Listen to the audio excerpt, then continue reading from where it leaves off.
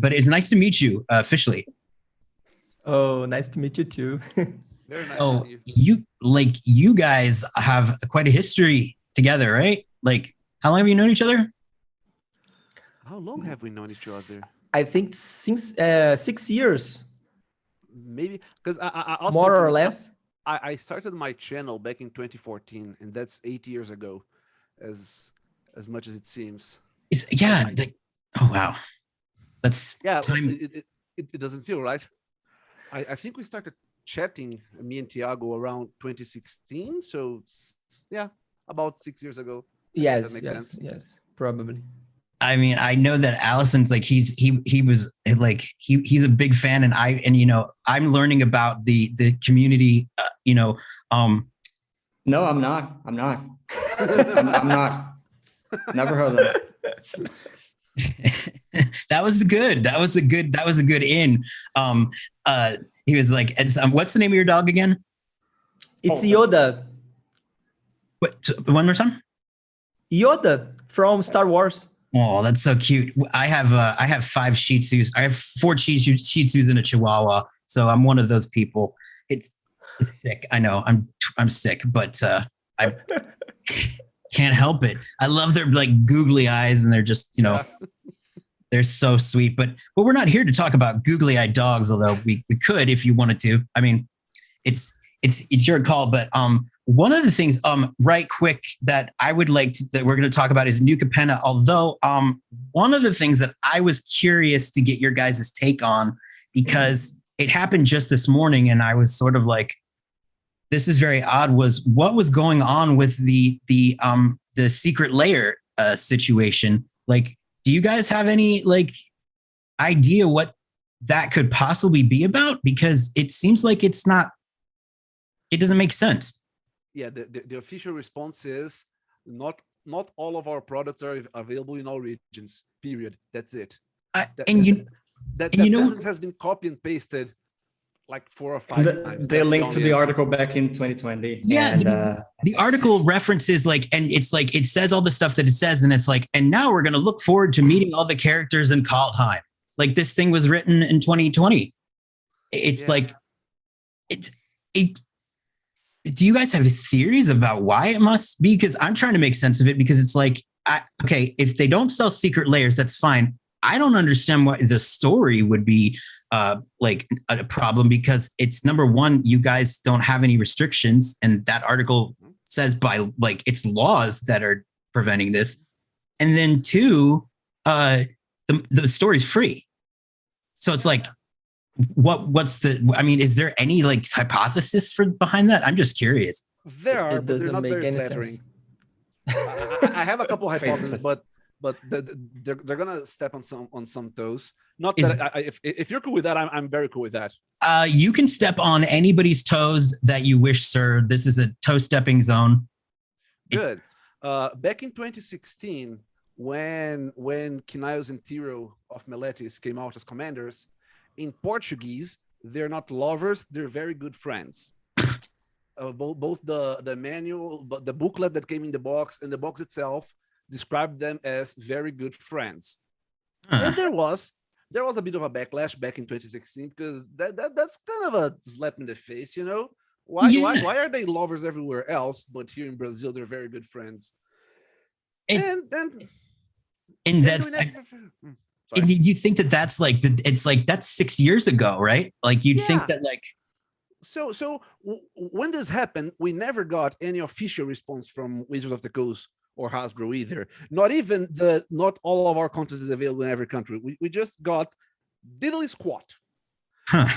So I have friends who work at Wizards, and I reached out to them, off record, and they were like, man, I don't know. I think it's stupid as well. There's no good reason. Our guess is maybe since Hasbro is a toy company and toy companies have all that very clear boys toys and girl toys, maybe they figure Brazil is more conservative in regards to this than it actually is. The order came from the US, and we don't actually know why is that. But I figured, well, the community made a very clear outcry that we were not happy about this. back in 2016. And even though we never heard an official response or official justification or official anything, I guess they know now that this was not cool until this morning. I mean, it's like, it seems like a massive, like, maybe somebody pushed the wrong button, because like it really, it's so confusing. I mean, that particular letter too, I remember, was written in response to, I believe it was China and Russia, which are very different when it comes to like the laws of their. It's outright illegal to be gay in China and Russia, and that's awful.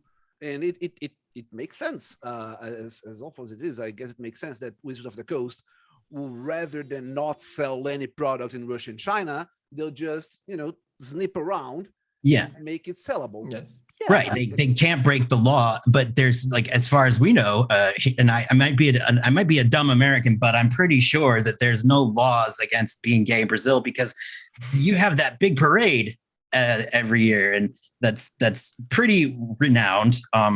That I believe that like millions of people show up, and it's sort of known, but.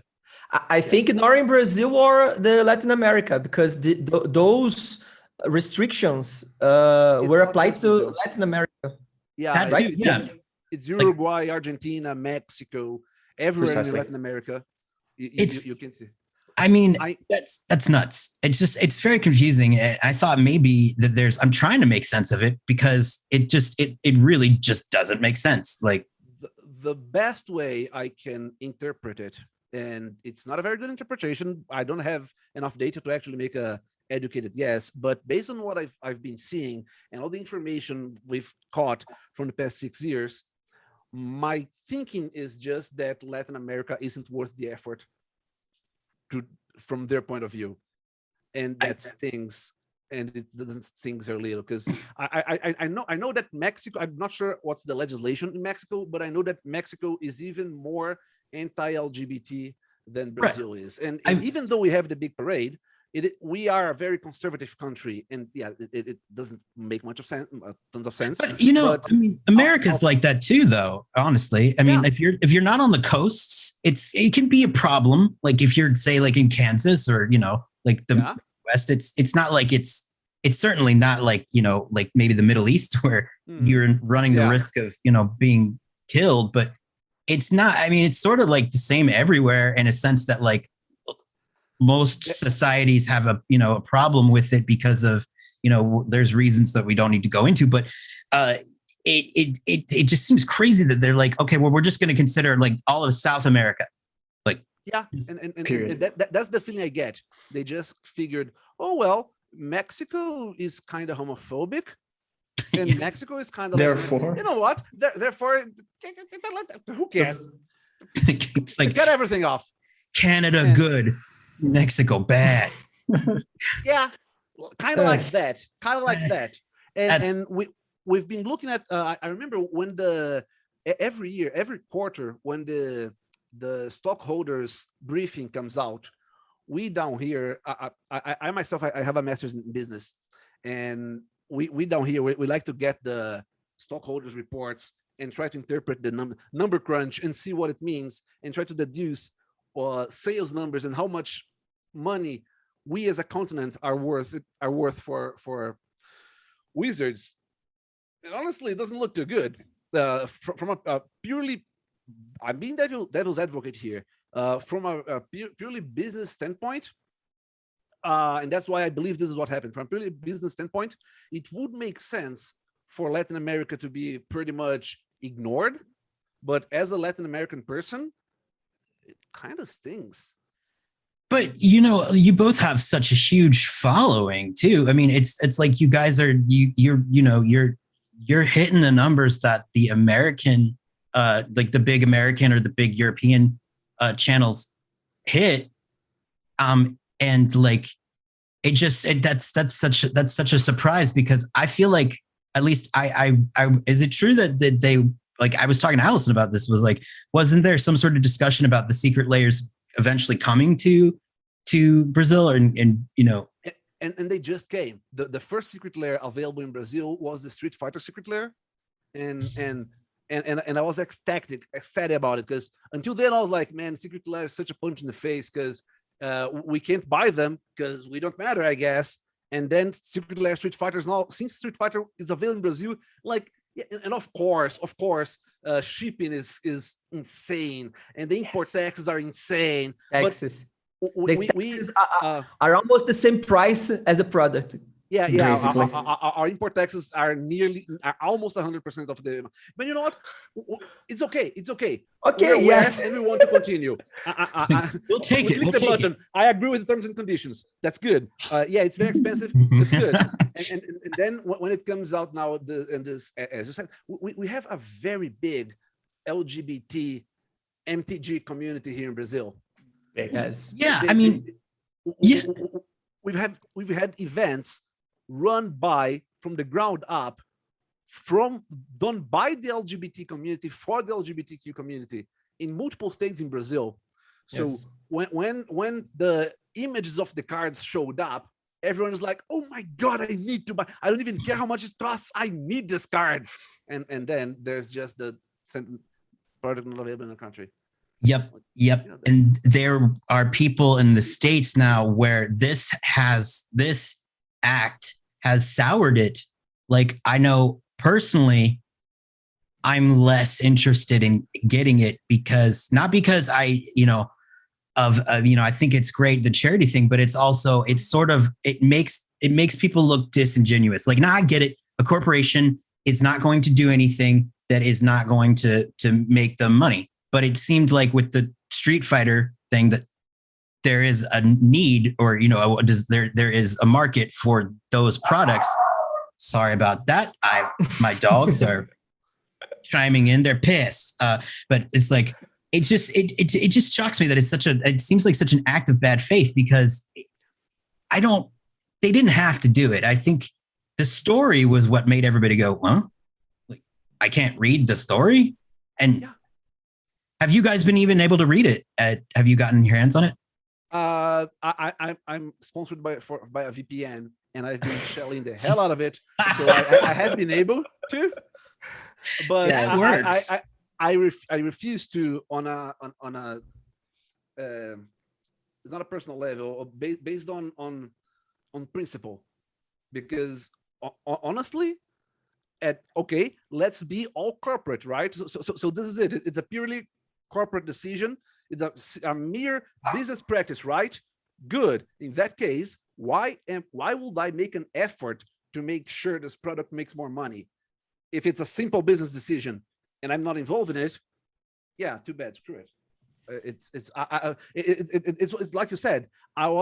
Me and many other people were fully thinking of, or seriously considering paying over double the price of the product in shipping and taxes, because it's such a cool thing.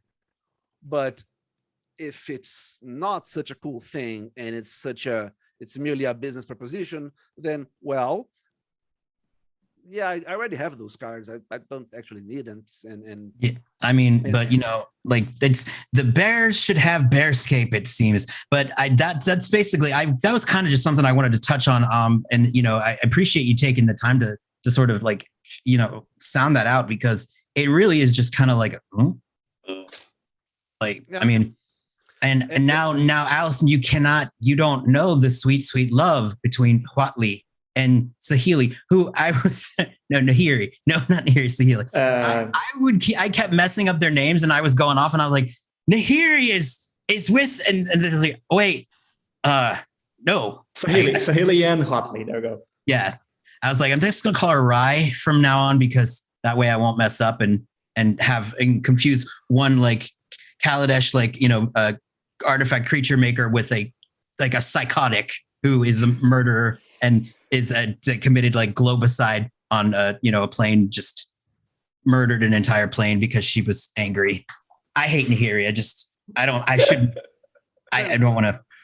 have a problem with her. She's in the bad guys list now. She's horrible, but I digress. So thoughts on New Capenna? Capenna. How much do you hate Nahiri when you play New Capenna? No, I'm just kidding. I'm loving it. I'm loving it. I gotta say. How are you guys enjoying it or not enjoying it? The first look I had on this set was from a art perspective. So I loved the theme of Art Deco. Yeah. And the illustrations are so gorgeous. I'm a big fan of art. So when Magic meets the real life concepts and movements of art, I'm very happy. And then when I started to see the cards, I really felt that they are above the previous sets in quality. Above average, yes. Because some of my viewers disagree with me, but I still thinking that the new cards are good in different environments, different formats, maybe. Formats, yes. Thank you. On my end, when they first announced, it's like a gangster playing, like a film noir gangster playing. At first, I was like, man, like I guess it's okay, but I'm not a big fan of mafia and mobsters and so on. And when the art came out, this was the first time that I'm standing MTG product just because of the art. I'm a huge Art Deco fan. I'm the sort of guy who already had Art Deco paintings in my home prior to New Capenna, and I. Yeah, baby, bring it on. I mean, the whole set could be nothing but planes that don't make mana, and I'd still be loving it. It's gorgeous. I will say this because on my channel, I've done, I counted it this morning, 81 interviews with different Magic Gathering artists, including a few that debuted in the set that's coming up.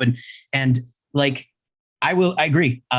As far as the art goes, like people like came to dinner in this one. Like, it's not that the other sets were bad. It's just in this one, beyond. Yeah, and the plane is so established. Like, I feel like we know what it is. I feel like I want. Honestly, I'm sad that we're leaving. I could go back and be completely happy with it. And it's also interesting that I was worried that like after Neon Dynasty and seeing like Magic the Gathering having places with electricity or like modern type stuff that it was going to feel, kind of weird, or that I was like, how is Elspeth going to look like Elspeth when she's dressed in 1920s outfit? They made it work. I mean, there it is. Well, I was like, because it's not that I don't care for Magic cards, because I know Thiago, for example, down here is a huge fan of Magic art, and he's always gushing about art. It's not that Magic has bad art. Usually it's pretty good art. It's just that, that's it. I don't really care about the electricity stuff, because since Invasion, we've had giant robots shooting lasers and true. Works. So, no, I'm sorry, it's not laser, it's magical beams. And that's like everything. Halo is a magical substance that you can exactly. It's not angel dust. They don't have a Tommy gun. They have they actually have the card. I forget the name. The nail gun, right? Yeah, it's a electricity gun or magic gun. I don't care. It's plasma gun. And the references. Oh my God! When you see the art and those Metropolis inspired planes and the lunch atop skyscraper that's River Tears Ascension, and like, man, I'm having it's such a field, as you put it, it's such a field day. Looking at the art and grabbing the references. Even the music that they play on New Capenna, it's like they're playing like this like jazz stuff. I'm like, I like this. Like, it's harder to go into a rage when you're, like playing. Yeah. God, Sammy, buddy, killing me. He's loud tonight. But yeah, it's great stuff. I mean, it's just like, it's a flavor win. And then they made a original soundtrack for the thing, not only for Arena, like Haven't for heard the it. set. Like they hired like famous musicians on YouTube and all of that. And I think ever since 2017, when I started playing, like they just released Amonkhet. So like, oh, Masterpiece became a thing. And then here, like Throne of Eldraine with like 1,000 different arts. And now we can get like 1,000 of different alternate arts. And I think like nobody exactly cared for those unless they hit this play. Like when they hit New Capenna, like that's the sweet spot. Like in a weird way, the fact that this set is modern and the art is like something that we may have seen like 100 or 200 years ago in our reality, it makes it even better. It makes it even better for some reason. And the way they fix like I don't think I've played more limited games than I've played New Capenna. Not only because we got the event for Wizards of the Coast, we can get it, but like also for like a gameplay perspective also fits. And for some reason, it just works, you know, like it's just like Final Fantasy IX. It's great because it doesn't show many flaws. It's just great. I agree with you, Allison. From a gameplay perspective, I have played Tarkir Limited, and I have played Alara Limited, and I played I played very little Apocalypse Limited, but I did play Apocalypse Limited. Oh damn! And this is the best limited environment we've seen in a long time. And I'm maybe some of this is because we're finally able to go back to stores and play in-person pre-releases with people again. I don't know how much is part of it. I've been sitting. I do not enjoy playing Magic over the computer. It's not something that I particularly like at all. Well, you know, it's like when you gotta scratch that itch and all you have is the computer, you make do. But if I'm going to play Magic over the computer, I'd rather play video games. Usually, right? It's sort of like diet food versus the real thing. Yeah, exactly. So after 2 years that I could only play Magic over the computer, and now we can finally play in person again. I don't know how much that factors into it, but oh my god, I'm loving so much this limited environment. I love playing sealed. I'm horrible at drafting, but I love drafting. I have tons of fun. I don't think I've ever won a single game in a draft, but I really enjoy it. And it's so cool because you open those pools and you're always like, you know what? I guess I could make 5 colors, and it might just work. Yes. Or even like I know this is not the card in colors, but it's the Art Deco art. I don't care. This is going in the folder. Exactly. Screw the draft. I'm gonna frame that. It's really just it's also amazing the amount of new artists that they brought into this. Like there's so many people debuting, which I'm such a huge proponent of, because this is a game where this is like a career like high for pretty much anybody who's in fantasy. Like you can't wish for a better gig than Magic. And I know people, I've interviewed people who like are, doing, Stephen King's movie, they did it, like Vincent Price, for example, but they still carve out time to do a Magic assignment because of the just like, it's where it's at. And it always will be. I don't see that changing. And it's just amazing that they're giving all this new blood the chance to step in. And it's also amazing that it's so much better than Crimson Vow, because that was like it was such a kick into the chest for me. Like I didn't enjoy a vampire set, and that for me was tragic, because that's coming from a guy who has Mark of a Second Name, right? So yeah. No, I mean, like I shove fangs into my mouth once a week and contact lenses, and that's, if I can't enjoy it, then who will? But and I don't know, Kamigawa just it was hard. It was just hard for me. Like I was just like, it was very complex. It's, at least that's for me. I don't know if it was like more mathematics, because I feel like Capenna is more like visual. I saw someone that ran the numbers, and they saw that Kamigawa was the wordiest set ever. The amount of text in the card boxes was the highest there's ever been. There's no 3/3 creature that tells a tale. as we call the vanilla creatures down here. The vanilla That's creatures. true. Yeah, there's no 3 tells a tale, 2 tells a tale. No. They all do something, and they don't just fly or haste. No. They really do something. Right. Yeah, I understand. Kind of like I understand how tiresome it is, but you know what? That's because Kamigawa is Japanese, and so we gotta get those Yu-Gi-Oh roots and have huge walls of text in the card. Is that what it is? Because I mean, like, I started playing 2019, and I've never played any other card game. I mean, like, and Magic for me has been a huge thing because I have dyscalculia. Like, I numbers they switch for me. Like, I often am reversing them, and I failed algebra, all that good stuff. Like, just I passed with a D in my senior year of high school and in liberal arts math, and I danced down the hallways. Like, I was happy because I got to graduate with my class. But Magic has helped me with math, at least, like, being able to like do things quicker. Like, it still takes me a lot of time, but like, and I think for me, just the visuals of New Capenna, I'm able to respond to the colors, like the 3 colors. Like, I love that. And that's interesting. You said that it's as good as back as, the limited of the cards of Tarkir. Because I was saying to Allison that I feel like this is the next like version of that. Like, I feel like it's the sequel to those things, and it will hold as much sway as the Guilds of Ravnica did. I don't think that Strixhaven is really going to compete with like where the guilds stand, but I think this set is going to have its own hold on the new generation of players. I don't know. What do you think?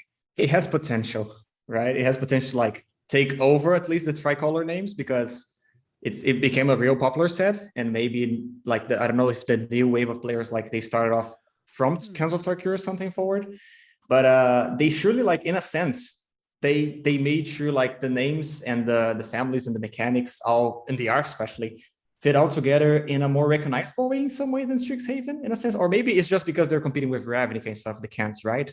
Yeah, and Strixhaven had the mystical archives too, which sort of like it kind of split it apart a little bit, I think, maybe thematically. Yeah, well, I agree with you that Strixhaven will never take over Ravnica, but here's the thing.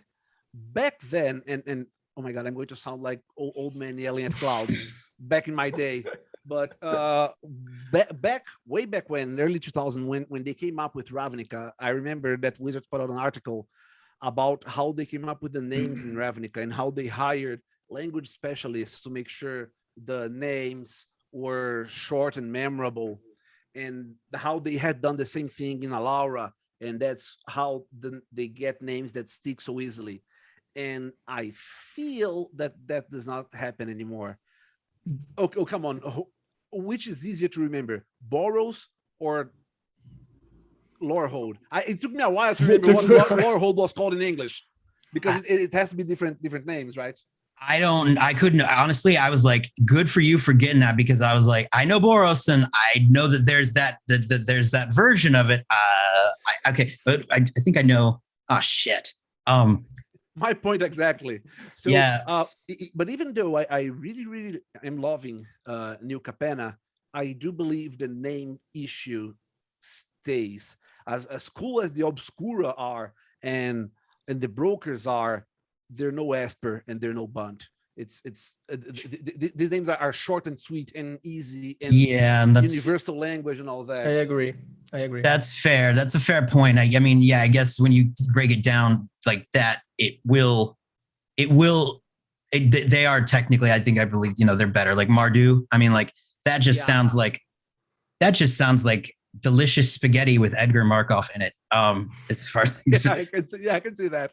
It's like, do you want to have like a nice bowl of Radu and Mardu and just like, but yeah, no, I can see what you're saying there. But I feel like I'm more interested in trying to learn the names of the set here than I was with Strixhaven, and certainly more than Ikoria. I mean, Ikoria, it was like, no, I don't even know. I can tell you the names from before Alaura, back when blue, red, and white was called Necra.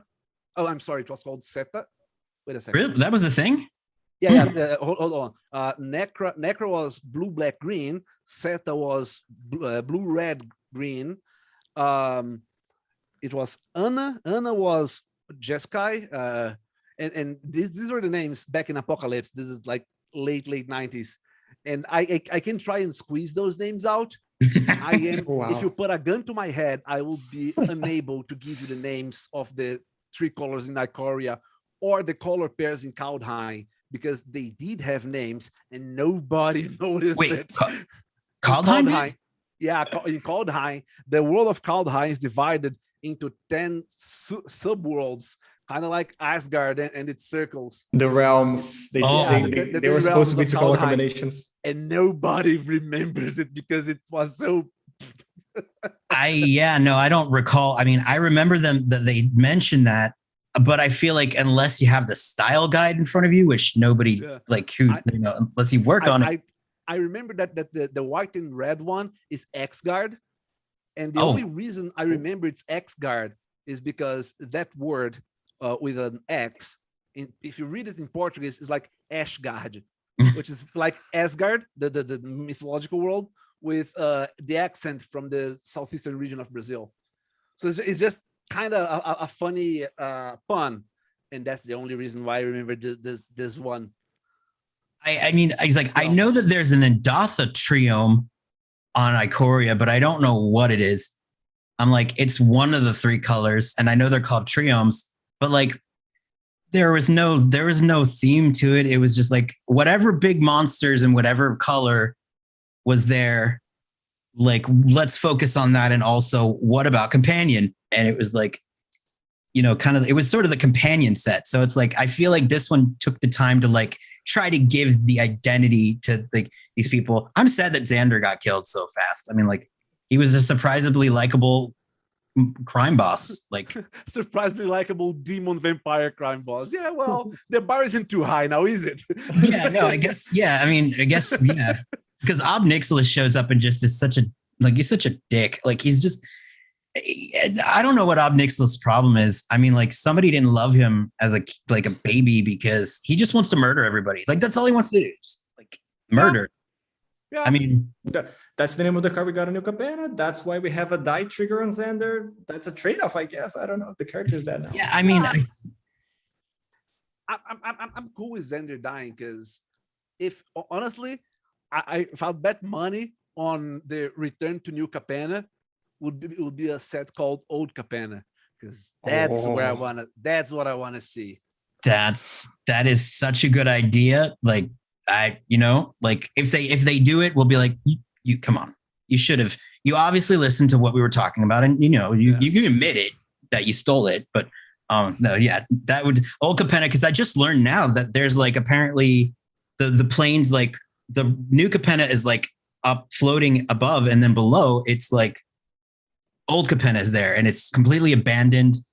And they are hypothesizing that that's where Elspeth was held when she was tortured by the Phyrexians when she was younger. And now there's theories that she's possibly an angel, and that might be a thing. I feel like that could work. Yeah, and when we look at other sets that have old untold history, like Ravnica 10,000 years ago, before they had the Guild Pact, Ravnica had forests. Or Amonkhet, before Nicobolas came over, Amonkhet was a large luscious world, but that's the entirety of the story. New Capenna, unlike Ravnica and Amonkhet, New Capenna gives you hints of what used to be.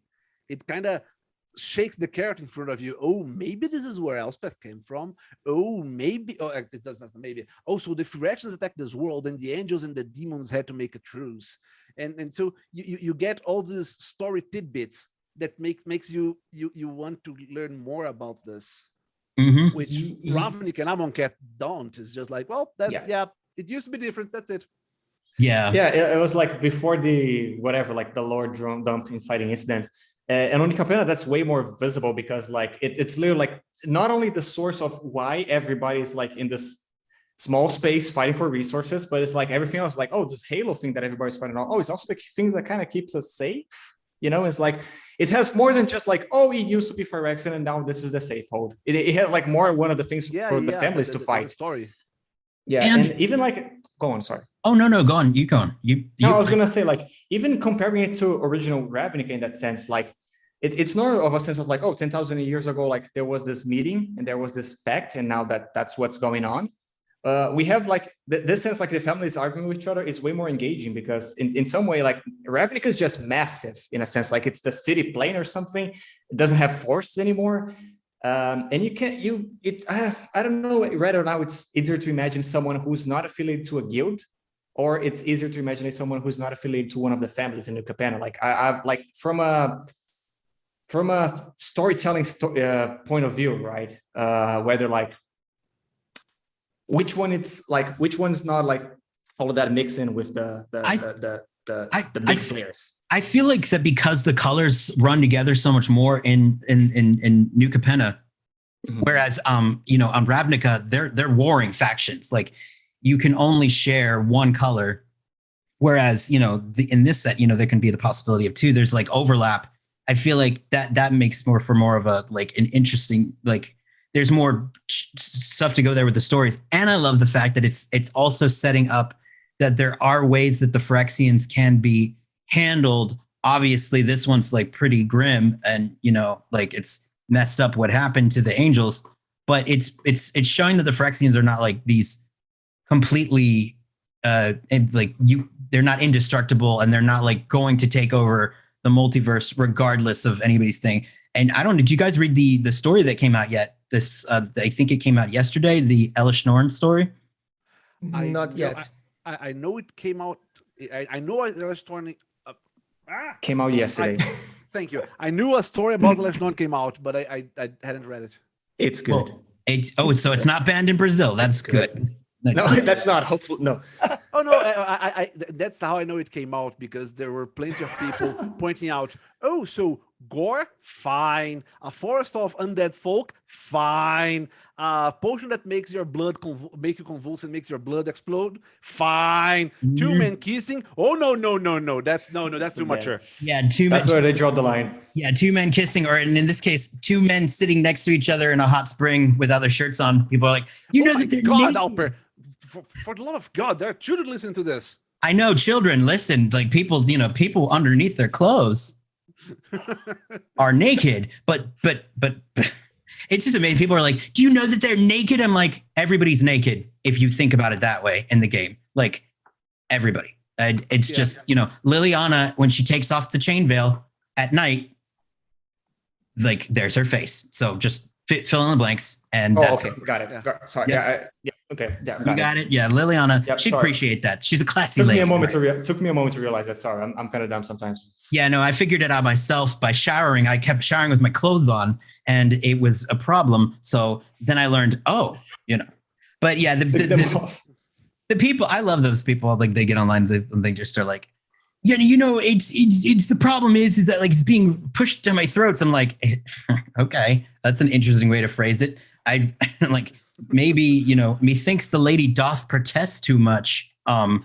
That's my thoughts on it. But to bring it back though, the Elish Norn story is awesome. It is so cool. And I mean, like, I don't want to ruin it for you, but I will say that a certain nightmare person, or nightmare planeswalker, I should say, shows up and does a little trolling, I'll say.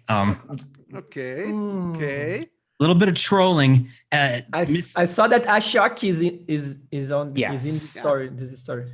Yeah, and Miss Norn, she gets a little bit of her own medicine, let's just say, and it also positions Elspeth as, I think, then she's going to be the next, like, I think the next sort of like Liliana narrative that we're going to see. We're going to see this person really take an arc.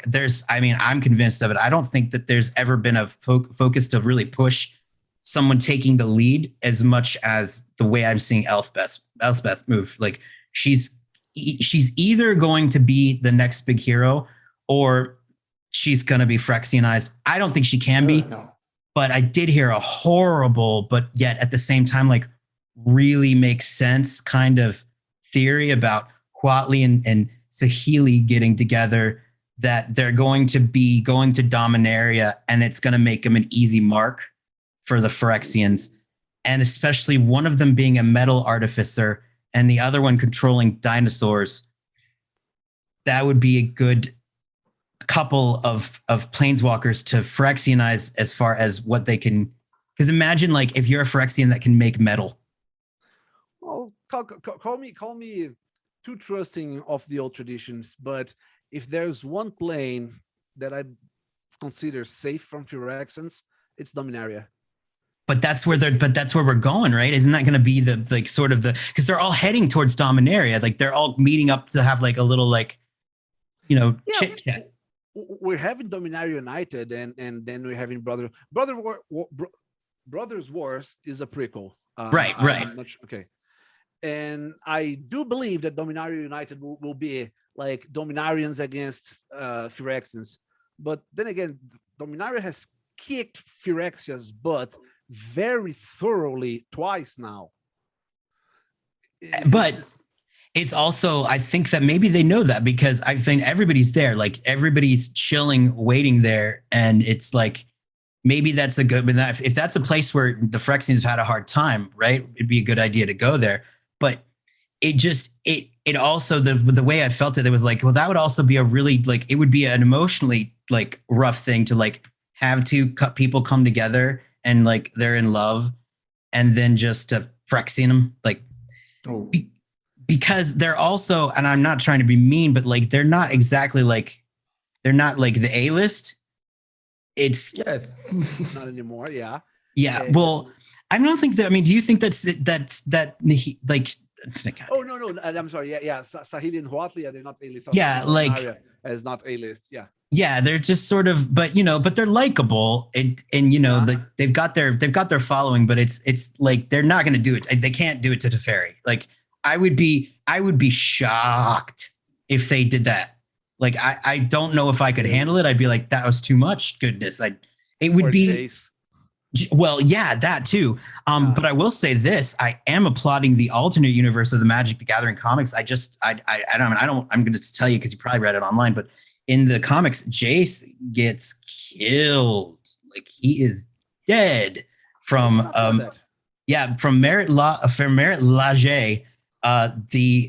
They basically, she's flying towards the dominant, or she's flying towards Ravnica, and they're like, what the hell are we gonna do? So they all get together, and they realize that Amonkhet's probably the best place to have her head towards, because there's a bunch of dead people, and Liliana can help make them all pray for Merit Lage, and then because she wants to have the devotion, it distracts her and has her slam. But the only way that there's like mental connection from her to Jace, and Jace sacrifices himself, and it's like it was just like so in the it's not canon, but in an alternate Magic reality, Jace is currently he's dead, and just like, and I'm sure they're gonna think of a way to make him come back in some corporeal form, but it was just like poof.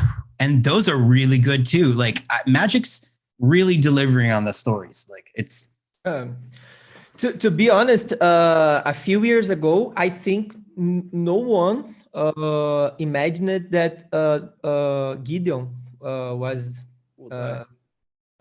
Gideon could die. So but I don't think that Wizards will transform a lot of planeswalkers in Phyrexians. I think if they go through this way, they will construct something that could revert this. That's the thing with Tamiyo. If you notice, like her Phyrexian mana is not all Phyrexian mana, and I wonder about that, because the power of friendship can save her.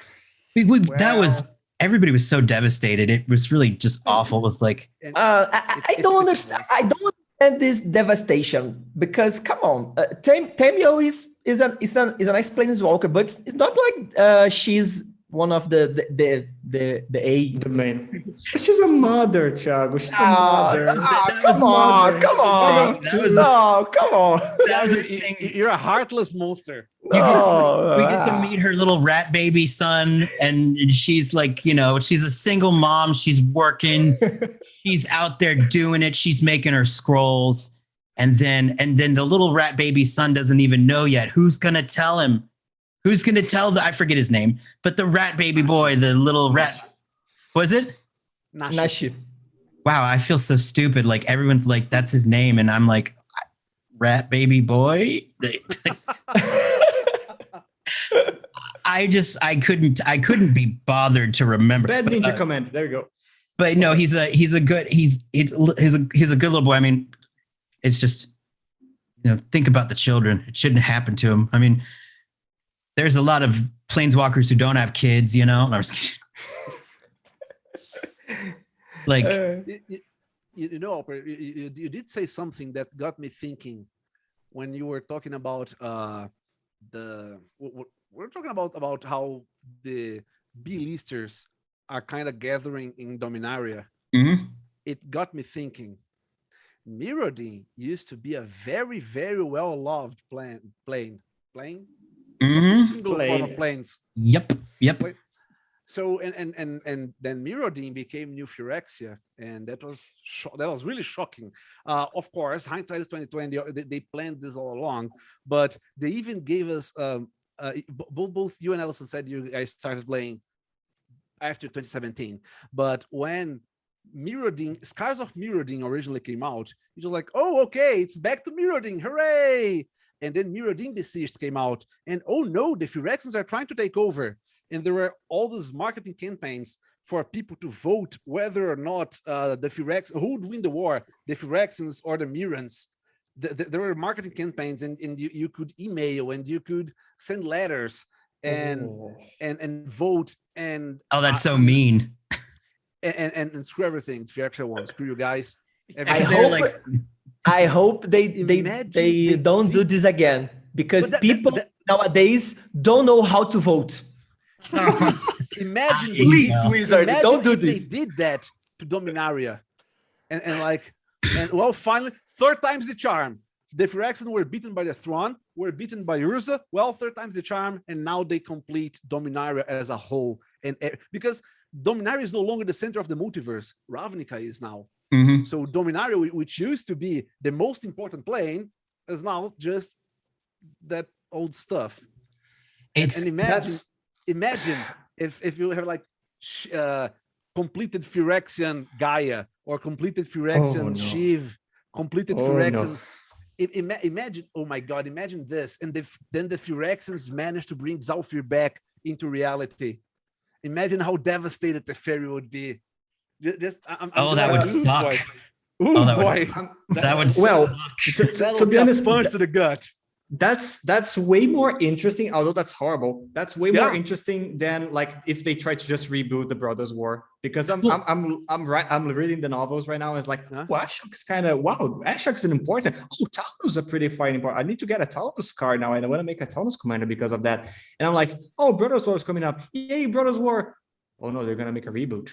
No, they're not. Hopefully they're gonna Phyrexianize it out, but it's going to be a pretty big punched face. See, I have a theory. Now it wasn't a reboot, but it's a pretty big. But they're showing that the Phyrexians are not 100%, and they're not 100% infallible. And there is the story.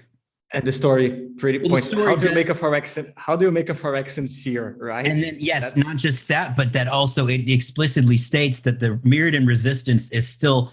They're not dead. Like, it's still happening. There's not a lot of them, but they're still there. And there is that one character, I think, I think her name starts with an M. Koth of the Hammer. Yeah, no, Koth is the hero, but then there's the one girl who can't be completed. Glissa? She's the one. No, Glissa the one is the. No, Glissa. Glissa. Oh, Glissa is just. Yeah, sorry. I'm sorry. No, yeah. Melira, I think it was Melira. Yeah, that's it. Yeah, she's the one little. She's still there, and they haven't gotten her. And frankly, I would love to see justice for Glissa, because that was such a nihilistic punch in the gut.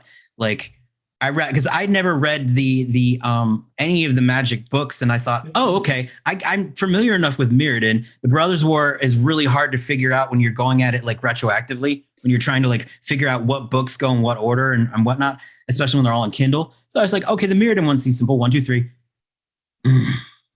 Like you just put it 1, down. 2, 3, like, but yeah, 1, 2, 3, but pretty heavy, right? I'm like, that is Night of the Living Dead. Like, you know, just I'm broken. It's that just was there written up on the page. But it's friggin' awesome because that is taking risks with like when you realize that nobody's safe, that creates a serious, you know, thing. And I feel like they have a chance to do that again.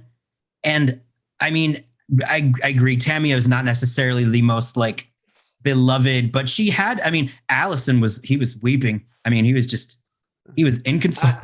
And because I'm such a masochist, I really put her as my avatar arena. So every time I try to play a draft, I just cry my way out and I lose. I'm sobbing on the bed. Sorry. I'm like, why do you do that to yourself? You're like, I don't know. I need to remember.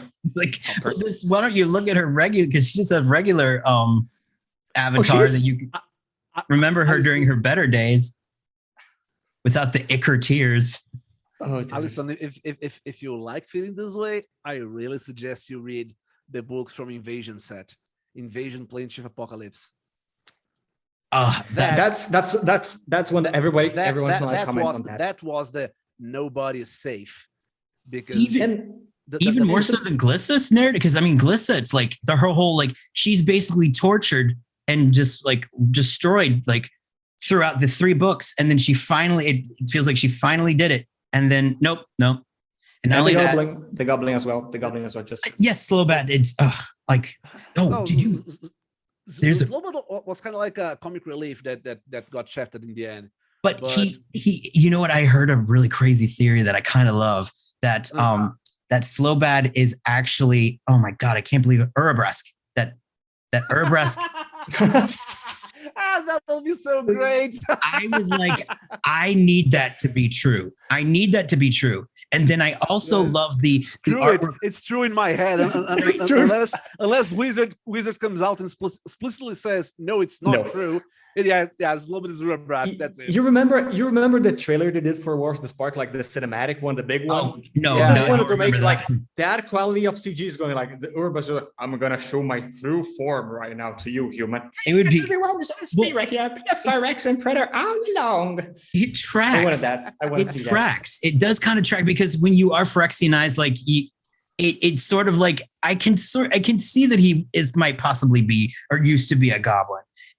And he spent a lot of time in that furnace, and he liked it down there. It was his jam, and it's just I love that. I heard that, and I was like, "That's fantastic." And then I also, if you remember the Double Masters artwork, I actually interviewed Martina Pilsarova this morning, but she did the Mox Opal for Double Masters, where it's you know these obvious like Phyrexian hands are holding it, and at the bottom it says in the text that she had a thought. Basically, I'm kind of like a sort of, you know, giving you a gist, but it says that she realized that she had a thought that was like completely sacrilegious, but could there be something more perfect than completion, which is showing that there is maybe some autonomy starting to happen in the tribes. Like we're seeing these factions starting to break off, which is super. And in my head, I'm like, those hands have to be Glissas. Maybe they're Glissas. It could be Glissas. It has to be. I just want justice for Glissa. I mean, but yeah, I'm really excited to see where it's going, and it's like, and I'm also loving to see the people who are like complaining because I love it when I'm like, I love that. I love this, and that you are upset because it's so great to see it's people. Just like that. It's just like the situation with the Mystical Archive from Strixhaven. I do not recall the name of the painter. Faithless Looting. Oh, yeah, and like. Then people realize her talent, and now she has a regular card on your Capenna, which is like on your face. She's in the game. People, I interviewed Carly too. People like it's so funny because this one guy commented on my channel. He's like, I shouldn't, you know, whatever. He's like, it's just bull. It's bull. She just uses Photoshop. She takes a photo and then copy and pastes it. And I'm like, my dude, that's a painting. She's just so good at it that it looks like a photo. And that's it. Like, ta-da. She's that good. That was the exact moment that I shut the fuck up about her. I'm sorry. Oh, so that's... I have 180. The 180. The exact thing happened because like, this kind of stupid. So she just grabs a I don't know, magazine picture, cuts it out and splotches it with ink. That's like 4th grade stuff. Oh no. I this art is oil on canvas. Entirely oil on canvas. Like, wait a second. This picture is oil on canvas. Yeah, I painted it. Lady, you're not only awesome, you're like the queen of the trolls. Congratulations. Oh my God. There is another problem with this illustration is because this is a theory of mine. The art is not completed in the card. You see a frame, a very bad frame of the art. When you see the complete art, okay. Yes. the art is a good art. When I saw for the first time the card, I also didn't like the art. I also thought it was photoshopped art. But when I saw her website and I saw other illustration and the complete art, then I realized that she's a great artist. Yes, yeah, I'm with you on that 100%. There's so many pieces that when you see them without the flavor text and without the borders, you're like, oh wow. I mean, that has to happen because it's, like it's what happens. It's the nature of the beast. But it's like you see some of them and you're just like, that's just perfect. You didn't even like. It's almost a shame that they could just like not do a version where they print the like flavor texts on the back of the cards over the. Yeah, but they can't do that because they got to put Deckmaster. They had to put like the arrow with the pen marked on that bottom area right there. I mean, or whatever that is. And I've been trying to master my deck for years, and so we'll get there. But no, it's like they can't. It's a shame they can't just do like playable versions of the artwork because it's like it's so good. That's why the arenas, the arena full thing are there right there. Like that's what they're for, I guess. Yeah, no, I love that. I do. If I might just like take like the talk a little bit to another, like going back to New Capenna, something like about the framing and the art, something. Me and Alper, we were talking about. Do you know the Gala Greeters? The card from Recepcionistas de Dubai that they have like a different artwork from like every single including Brazil and all of that. Like, like. What are your thoughts on like that? Because like it's all long, like, and we have a pretty lengthy discussion, me and Alfred in particular, about that because it's a very nice way to do a box stopper, and and it's weird because at some points like it appears like although they take some creative freedoms for like taking it away from the set because some of the cards might not be in New Capenna, some of them look more, some of them look less, some of them like. Some of them might look like the card from the set, and some of them look like the alternate version. What do you guys think about that in particular, if I might ask?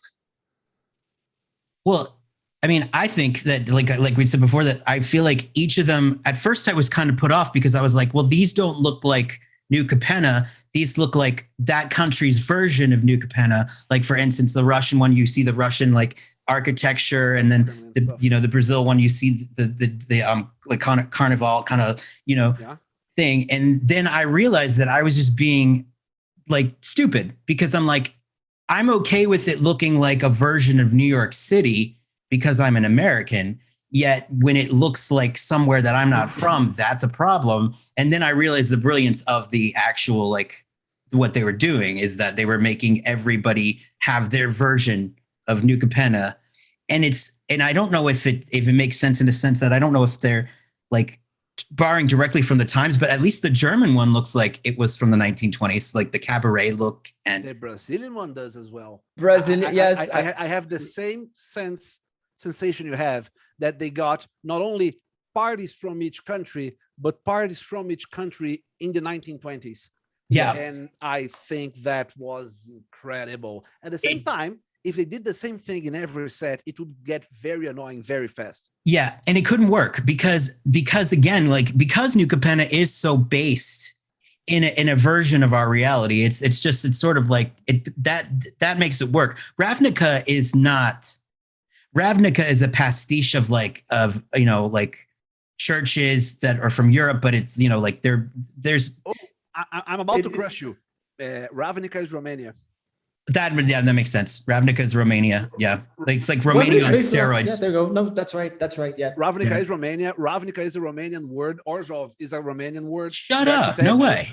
Yeah, it is. It is. Huh. Ravnica is officially outright based on Romania. Well, there you go. Whoa, Jinx. That's crazy. We both said, there you go. Well, that's nuts. I mean, it does look like Romania on steroids. It's like Romania went and just took a bunch of steroids and just lifted. With Minotaurs and on steroids. Yeah, and with a nice Golgari underbelly, which that's based off of Florida, obviously, where I'm from. It has the crocodiles in. Yep, crocodiles. There's gorgons everywhere where I am. You can't blink without hitting a gorgon, But that's sorry. The Galagreeters, I think that was a very well done thing. I think it was a very tasteful thing because they took the trouble to get the artists from each country to do the thing, and that it's a very tiny detail, but it makes complete difference. Because I tell you what, if some American had drawn what they think is Carnival in the 1920s, there would be I could bet. Come on, Thiago. What if some American drew like Carmen Miranda? Carmen Miranda is not Brazilian. She was Portuguese, and it's a very old point of contention. It's like, and by the way, just so you guys know, it's obvious that you guys speak Brazilian, right? Because you're from Brazil. We don't speak Portuguese. We speak Brazilian. Mm-hmm. Clear. I saw your video and I loved it. Oh, thank you. I had fun because I just couldn't stop saying it. And it's not because I'm stupid. It's because it just fires out. And I'm like, damn it. And then finally I was just like, I'm just going to brace it. Allison, you speak Brazilian. Okay. From now on, you just, and he's like, yes. I'm going to be completely honest. At least twice in Portuguese, I said I speak Brazilian. You curse me with that. I'm sorry. Curse me with that, Alper. That and the dirty words and whenever you see a land. The board wipe, Jesus. Board wipes and lands for genitals. If you ever read any sort of land name, it substitutes for genitals. You can try it with anything later. Try it at home, kids. It's fun. It's if you want to feel less bad about the Brazilian thing, people in Portugal are right now. There's this thing going on that people in Portugal are annoyed that their children are growing up with Brazilian accents because of YouTube. Because Brazilian YouTube production is so much bigger in Portugal, simply because of population. The entirety of Portugal, it doesn't have the population of any larger Brazilian city. Oh my God. That's funny.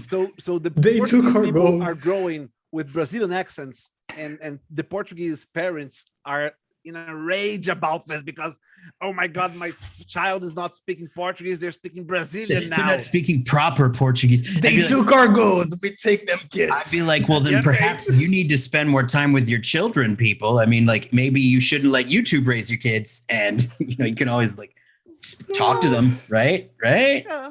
Well, you could, but then again, we'll take any opportunity we have to make fun of the Portuguese. Yes, make an arm. I mean, I'll do it too. I have not been to Brazil. I have been to Portugal. I was blown away because I'm a Florida boy, and when I see cliffs on a beach, I'm like it's just this is not something that I was used to. I was like, like that and Guernica in Spain. The two things I'm like, I can't believe this is real. But to bring it back, yeah, I think that was such a really thematically on point thing that they did. I hope they have, I'm sure they do. I hope they have one that is so thought out with every set, because they didn't do that with Crimson Vow. And I feel like they had there was such promise with that. I was excited to go to the wedding. I was excited to see what was happening. And then I was like, this is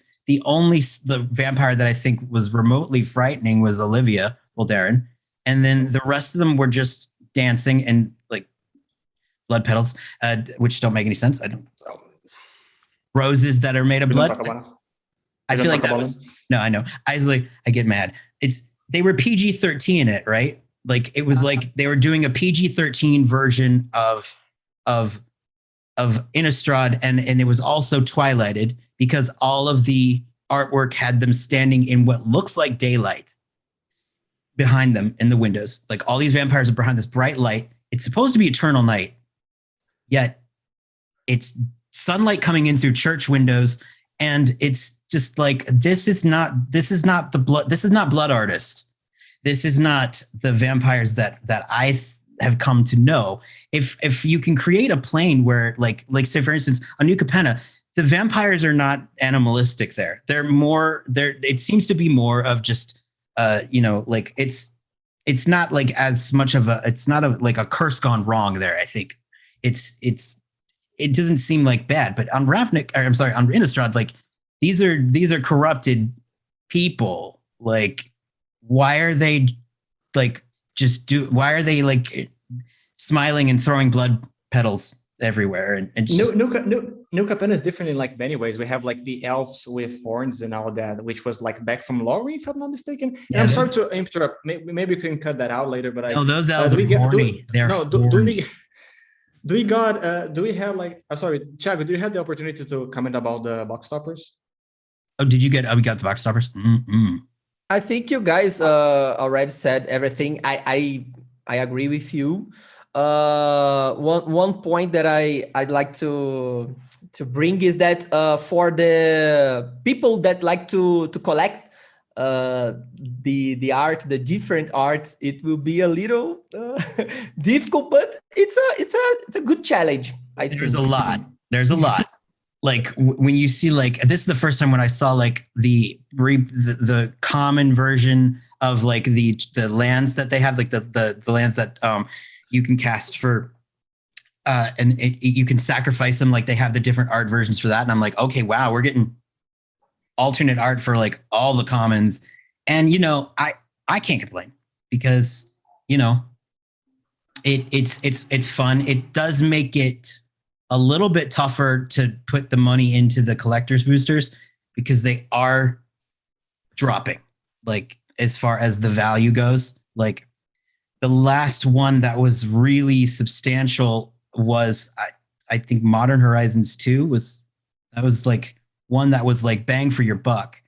But when you say putting your money into, you mean like getting more money than you invest for the boosters, or at least breaking even. Like you could break even easily. Hypothetical, like if you were able to sell everything. I mean, obviously, you probably won't, but the like rate that Crimson Vow was going in, I still see the Forgotten Realms boosters in like stores, and I'm like, that's been sitting there since.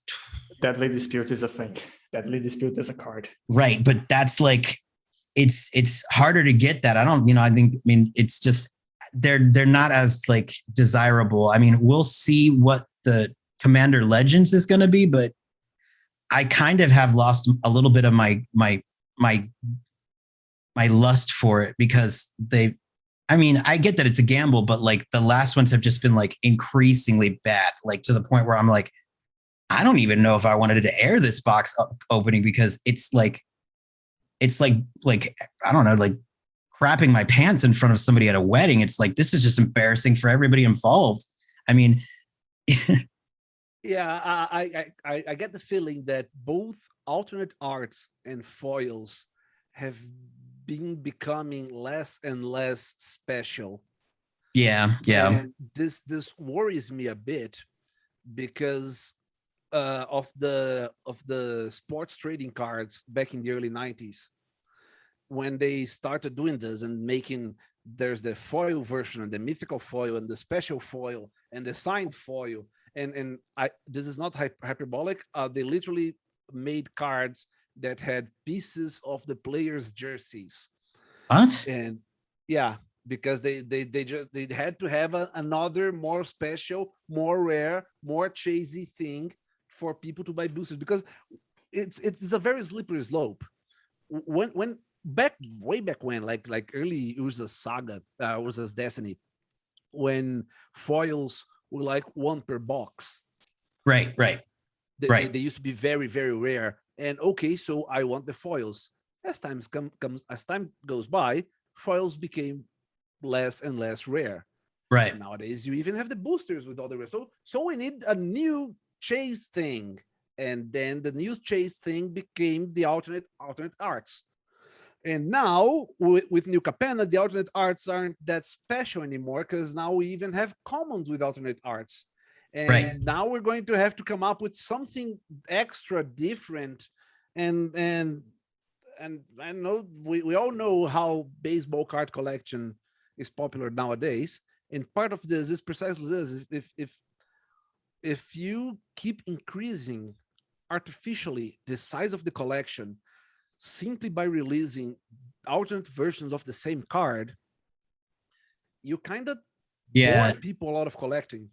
Yeah, it's saturating the market. It's like, it's a double-edged sword, because as an art lover, I'm thrilled, but as a consumer, I just have to be like, well, you're happy as an art lover, and that's what counts. But it's like, it makes it tough because there is that saturation, and it's like, and these guys go nuts. I remember I was because I don't have a local game store, so I have to go to Target. I know, but so I'm there like waiting for like, I showed up one day and they were the guy was there unpacking the cards, the trading cards game. There was like a bunch of dudes, like a bunch of bros just there, like waiting in line there. And I stood up and walked in to go get it. And they're like, no, dude, no, you have to get in line. I'm like, okay, all right.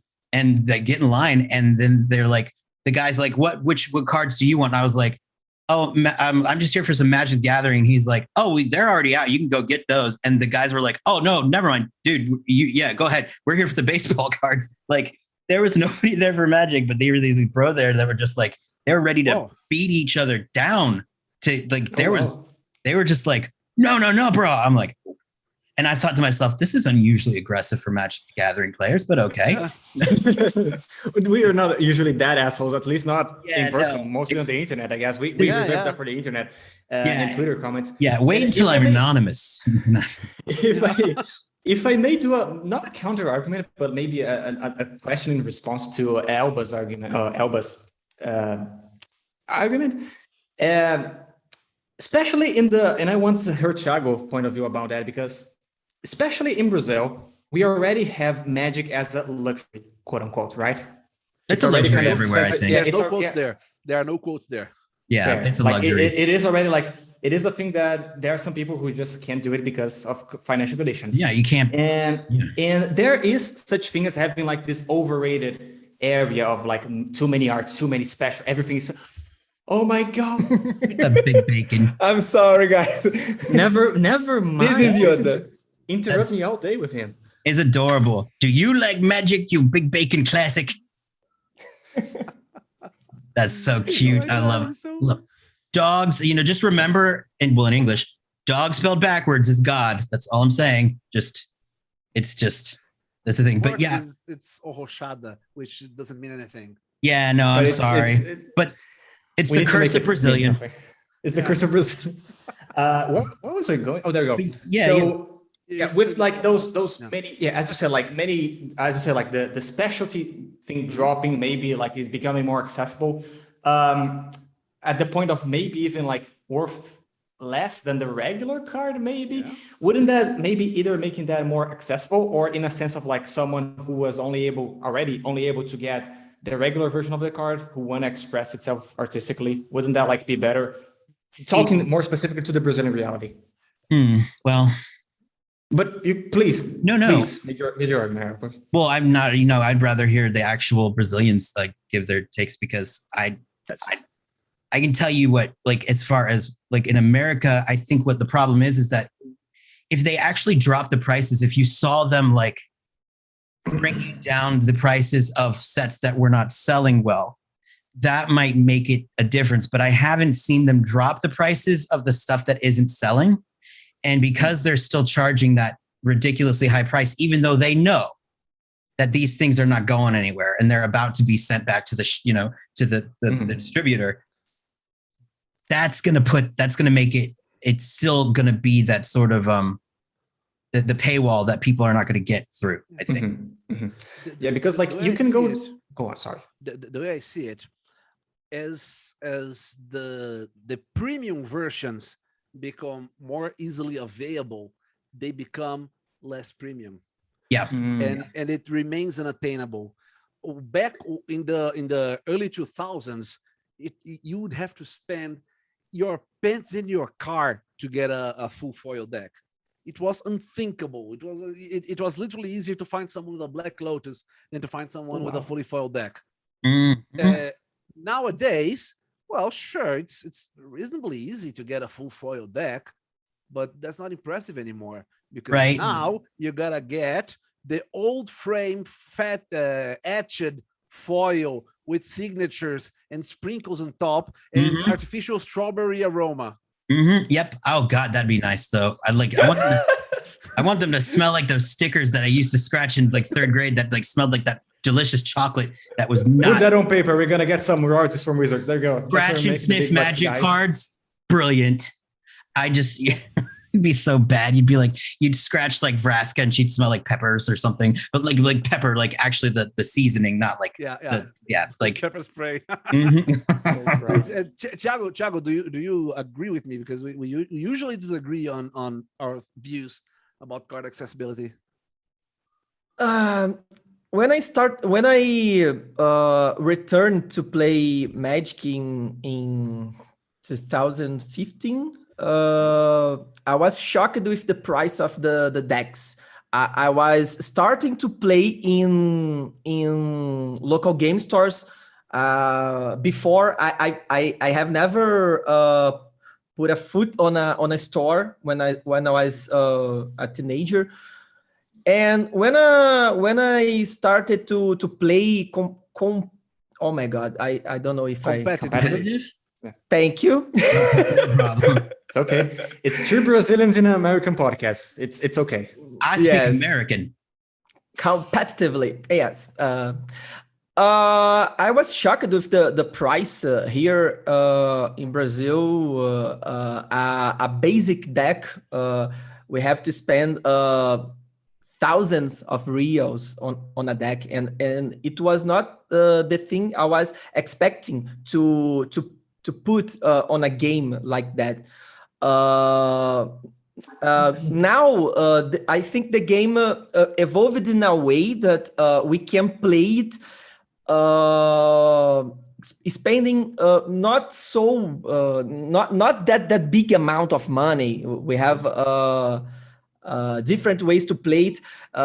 Commander, I think, is a democratic format. You can play it spending very few money, but now I am looking to the competitive scenario again with the Pioneer tournaments and the events that will give us when you have that, you'll be able to get into the actual like higher level stuff by yes, like Pro Tours, the words. And I'm seeing now is the prices, the basic prices getting higher again. So I think if you want to play Magic as a casual player, you can play it very spending. Not spending so much money, but if you want to play it more competitive, I think it's difficult to start, to begin, you know. And I agree what Elba said about the premium cards. I am a collector too. I have some kind of different collections in my collection. I love the card. I collect the cards illustrated by Magali Villeneuve. It's my favorite. Yes, it's my favorite artist. I collect slivers. That's my favorite. I love the sliver. Yeah, it's my favorite tribe. What they're called, like fractures or something in Brazilian. Fractures. We call fractures. Yes, I love that. I'm like, because that's splinters. Yes, but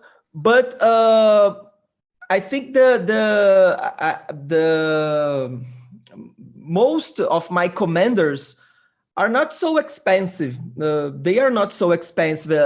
Most of them are Precons? Precons, yes. Thank you. Yeah. So in this way, I think we can play Magic. Is a affordable game. But when you start to think to play more competitive, even in Commander, the things start to grow. The price start to go. Ellison commented a card. I forgot the name. The common card in Deadly Dispute. Yes, Deadly Dispute. This card is a common card. I think. I think so. Common? Yeah. And Or it's 20 uncommon. reais. Yes, That's it's $4. Really? yes, That's it's $4 for $4 common. dollars. That's nuts. it's the price of a booster. So Yep. so Price of the booster pack. and gotta it's get- not the only one card, only one common or uncommon card now that has this price. So I'm very I have this fear with me that if you want to play this game as a competitive player, this game will not be a game for everyone. Yeah. And now in Brazil, we are passing by a difficult economic moment. So Wizards just announced that the price of the products will increase 11%. 7%, yeah. Which So- yeah. I don't have a positive thoughts View. on this now, but I still believe that Magic is a hobby, so we cannot expect the Wizards to be, you know, They're not Grind. going to be pathetic to people. They're not. Exactly. But yes. But what I think they needs to happen, and I think it's kind of coming, whether they like it or not, there's going to be a point where people hit the wall. And I think that's when things will change. When the people are just like, I've got wallet fatigue. I literally cannot buy anymore. Yes. Because you priced me out. And that's when they're going to have to look at the reality that the only people who are going to have the money to buy this are people who are like looking for original alpha paintings or looking for things that, because they don't give a shit. Like they can buy any deck they want to. They're after the rarer stuff. So it's like, those people won't be putting money in the game. They're not buying stuff on Arena, you know? And that's where I think probably needs to happen. But, you know, we'll see. It's certainly a thing. But before, I mean, I know it's been a while, and I don't want to keep you for much longer. I don't know how. It's hard to gauge when you do like anyone didn't really kind of think about it. I was like, I open-ended it, and I'm like, I don't want to overstay my welcome, but I also am not saying that you guys need to like go. But I wanted to, you know, just sort of like if there were any sort of thoughts that you think would be good to wrap it around, because I know you got a little puppy there, and I'm pretty sure my dogs use the piddle pads 30, 40, 50 times, because there's one of them goes and then it's literally like a get the gloves out kind of moment. But are there any sort of like things that you would like to sort of like, are there like things that you're working on that are coming up that you would maybe like to toss out there, or, you know, any sort of closing final thoughts a la Jerry Springer? I know it's an old reference. I dated myself there with that one. I do think it's a valid closing point. I do believe that in spite of everything, Wizards are doing better to customers than they were doing for the past couple of years. I do believe that 2022, it's not perfect. They did some blunders, sure. But 2022 is being so much better than the entire period between 2017 and 2021. Oh my God. Yikes.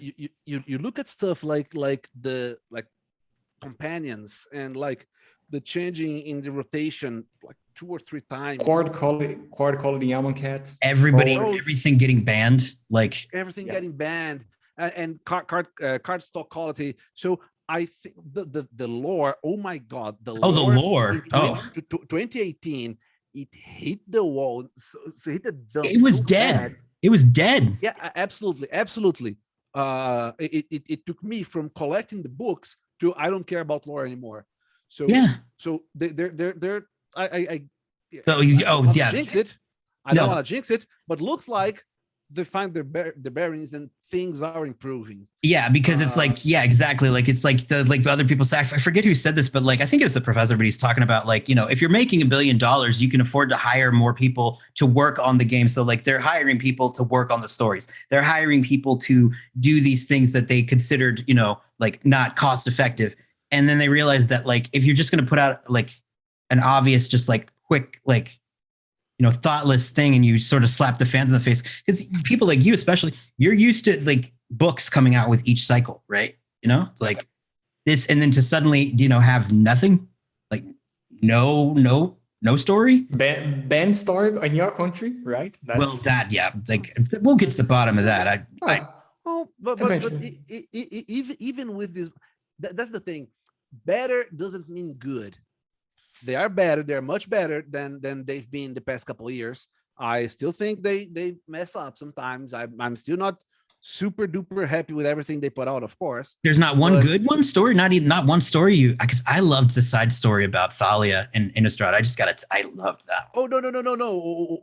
What I mean, no, because to me the part of the story, the part of the lore that made me go, okay, that's it. I don't even care anymore. Was Dominaria. Dominaria lore was a kick in the nads. Oh, because awful. I don't even know. Honestly, I'm not even aware of it because I think it was that boring. Oh, if that was the only problem. The Wizard of the Coast outright refused to allow the writer to read on the backstory. And after the writer presented their draft and said, hey, listen, this is I'm thinking of going somewhere along these lines. Can someone just take a look over and make sure that I'm not contradicting any previous story, any prior story? And Wizard went like, oh, there's no need to proofread. It's fine. Let's just publish like that. So it makes absolutely zero sense with the 25 plus, especially Dominaria, which is like a lore heavy set. Oh, and the poor writer, like they're like thrown to the wolves because they're sort of viewed. That's exactly why the writer herself came out saying, hey guys, listen, I asked to read the previous story. They did not allow me to. I asked my story to be proofread. They did not, they refused to. I just did a job. Yeah. I'm sorry, you guys hated it, but this is on Wizards. Right. So and for the writer to come out and say that, you can imagine how much of a pain in her neck it was being. Yeah, because you know you risk a little bit when you're taking a thing, and I feel a little bit bad for Weissman and the War of the Spark books. Like people go at him as though he was the one who did all of that, and I'm like, he's just a mouthpiece. Like you can't take a crappy idea and write it well. I think that he did a serviceable job at a story that was clearly decided for him. I don't think that the narrative that he was telling was one that had not been discussed in boardrooms with people who were not involved with the creative aspect of it. I think when you're making decisions that are saying, is this going to sell well in China? Is this going to sell well in Russia? That's the reason why the book like didn't work for everybody, because there were suits. At the end of the day, it's a job. And if you don't listen, you gotta write this down. 2 + 2 is 5. It doesn't actually matter what your thoughts on arithmetic is. Yep.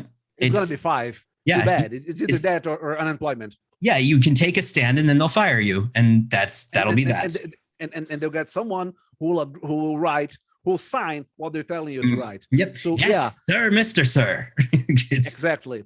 So even though Wizards still isn't like most fun company that never does wrong, I guess they're doing much better than they were in previous years.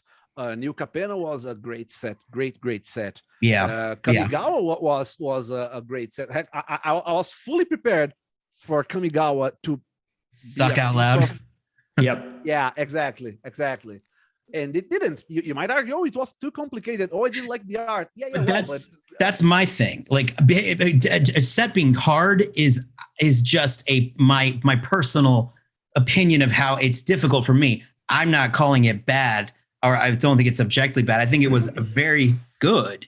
I just had a harder time with it because Let's compare Kamigawa with Midnight Hunt. How about that? Even worse. Even worse, exactly. Crimson Vow. Because I wanted to give it a chance. Okay, so I think in 2022 they're doing well. They've managed to turn my opinion around. I'm even excited. Exactly. I'm even excited for the Dominaria United and Brothers War. So, Oh yeah. I mean, I'm honestly even excited to see the unset. Like, I'm excited about Unfinity mainly because, like, I'm curious to see how this goes, and I know that Rosewater is just like over the moon about it, and I like watching him get excited about stuff because he just gets that like Daffy Duck mode, and he just kind of goes off, and he's just an entertaining dude. But I am with you. I'm legit excited for the future. It's promised. 2022 is the most promising year that we've seen, like that I've seen ever in my time. Yeah, maybe not. Go on. Sorry. Maybe not ever, but it's the most promising year that we've had in a while. I'd say since I started playing, for sure. But yeah, I would not be afraid to say since 2018. Yeah, I started in 19, so yeah. Yep. Modern Horizons 2 was my first one. Not the most amount of hits, but the least amount of mistakes, and that's pretty good so far, right? Exactly. I guess it says too much when 2022 isn't a particularly great year, but compared to what we're it doesn't suck. That's the point. Years, it just doesn't suck. It's like, guys, go on. Yeah, carry on. Way to go. It's like awesome. We're moving from a shit sandwich to dog food, and I'm so grateful. Thank you. No, yeah, exactly. But I mean, I'm being a little harsh. I only Crimson Vow is dog food. But New Capenna is definitely, if we're going on that route, it's definitely got some fast food. Maybe even a sit down restaurant. Maybe a Perkins. I don't know if they have those in Brazil. A diner maybe, but it is better, and I am excited. And I thank you guys for doing this. It has been a blast, and I feel like I've learned so much, such as what's the rat boy son's name again? Not sure. I learned that, and then I learned other things, but it's been great. Thank you so much for doing this. Thank you so much, Oprah. It's been a blast. And you guys have a good evening, because it's 9:50 over there. You guys are. Yep. 10. Yeah, it's 10 p.m. actually. 10 p.m. All right. Well, have a good one, and I'll insert closing statement that's clever here.